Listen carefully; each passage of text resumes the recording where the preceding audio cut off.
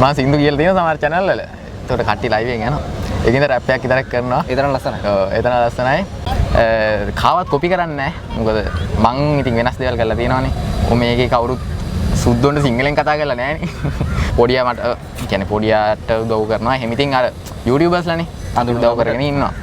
ඉතින් මේ කොහොම හරි රැප් එක රිලීස් කරලා පස්සේ පොඩියා මම රියැක්ට් එක දැම්මනේ. ඊට පස්සේ ඉතින් ගොඩක් අය කියලා තිබ්බා උඹට බැරි හින්දාද උඹට රැප් එක කරන්න බැරි හින්දාද අර එහෙම බයින්නේ කියලා. ඒ කියන්නේ මම බැන්න නෙමෙයි. ඒ කියන්නේ මට මගේ අදහස මං කිව්වේ. අපිට ආදරයක් තිබ්බොත් ඒ කියන්නේ ආදරවන්තියෙක් හිටියොත් එහෙම අපේ ටාගට් වලට යන්න අපිට ගොඩක් අමාරුයි.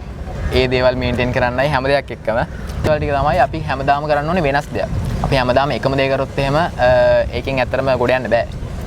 අපි කොච්චර එකම දේ කරත් වැඩක් නැහැ. අපි එක දොරකට තට්ටු කරලා ඇරෙන්නේ නැත්තම් තව දොරවල් 10කට හරි තට්ටු කරන්න ඕනේ. එක දොරක් හරි ඇරෙනවා එතකොට අනිවාර්යෙන්.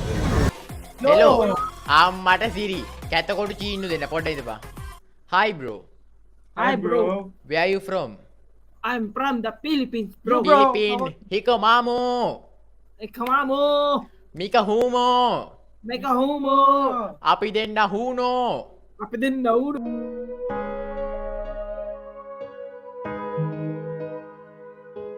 Doce